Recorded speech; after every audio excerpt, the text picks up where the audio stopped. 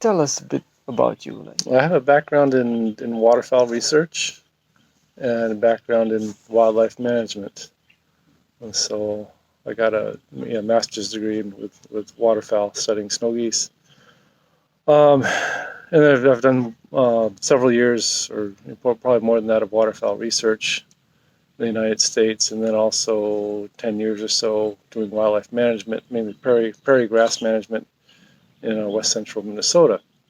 Okay. So, and that's basically where we came from, west central Minnesota. We were there for about 10 years. We had our own little hobby farm there. We had 30 some acres. That comes out to 12 hectares, 10 hectares, something like that. Okay.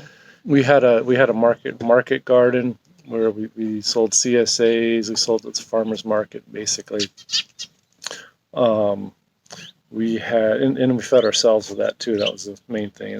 We overproduced. We ended up basically doing a no-till garden at the kind of last 3 or 4 or 5 years. Really? Or we tilled very, very little. So it was all homegrown, home stuff. All natural. How did you decide to come to Estonia? The short story is I have roots. My wife is Estonian. I have my grandparents are from Estonia, and kind of at the time in Minnesota, we were thinking, why not do one more different thing? Because I think Minnesota wasn't a place I'd want to stay forever. Mm. Just looking for larger properties. How big is a large property, and is it large enough? Where is it located? Yeah. So this property finally came on the market, and we looked at it. It's like, wow, the size is right. It has a cool farmhouse, a lot of different outbuildings.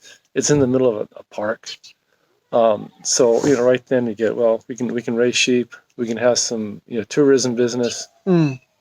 Potentially market our products to the tourists who come to visit us, instead of taking our products to somebody else, somewhere else. Mm-hmm. We get the world coming to our place, so we're kind of traveling but not going anywhere. And meeting interesting people too. And we kind of like to market more toward the tourism aspect, more towards families, people who want to come out and enjoy nature. I mean, we have plenty of places to hike and fish and lots of things to do. We have a ski hill for the winter. That's this very short story of how we got here. What are you doing now here? What is happening on your property right now? Well, right now we're grazing sheep. We have the Klin breed. We're breeding up to 100% Klin breed. We're at 75% or so right now, but a couple of years we'll be able to be 100% Klin breed and be able to sell those offspring as breeding stock. We have a small garden, and we do raise some meat chickens for ourselves. Here, this is our third summer here, I think it is. And our guest house, which we started this spring, it's essentially complete except for the furniture and potential advertising. Next big project is the house we're living in. It was built in 1865, we believe. It had a new addition put in on around 1900. It needs some serious work and serious renovation. Speaking from an agroecological point of view, how would you describe your relationships with animals, the land, the soil, the neighbors, the community around? Identifying and connecting with the land. It's peaceful, it's quiet out here, which we enjoy. We set our own schedule, work with the sun. The landscape, I'm a firm believer it all comes down to soil health, the health of the soil and what's there. And soil health comes into, in a very basic way, soil organic matter, or organic matter to a large extent. It's more complicated than that, but the organic matter is what drives the whole system. And kind of the key to all that is our rotational grazing system.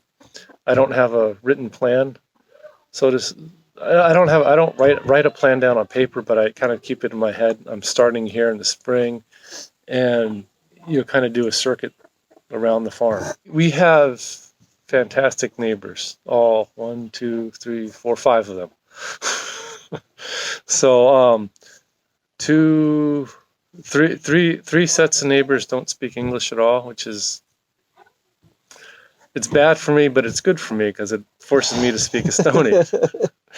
Without the neighbors meeting them before, before when we were looking at the property, if we didn't get that good feeling from them when we came and looked at the first time, we would not have moved here. So, they helped make our decision. What is that?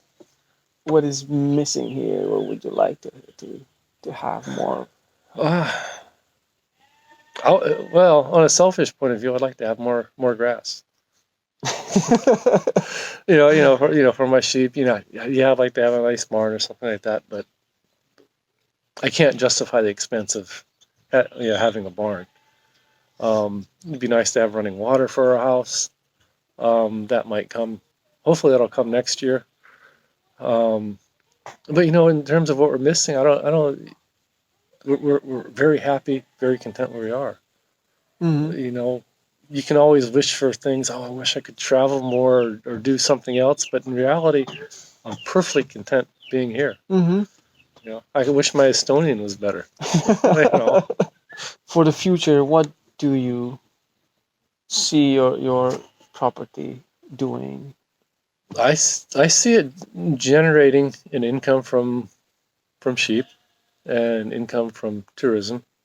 And we also have a small Christmas tree farm over in Vilandi, so add an added bonus there. And, kind of produce enough income where we can live comfortably. Be not sustainable, but regenerative. We don't want to sustain a degraded environment.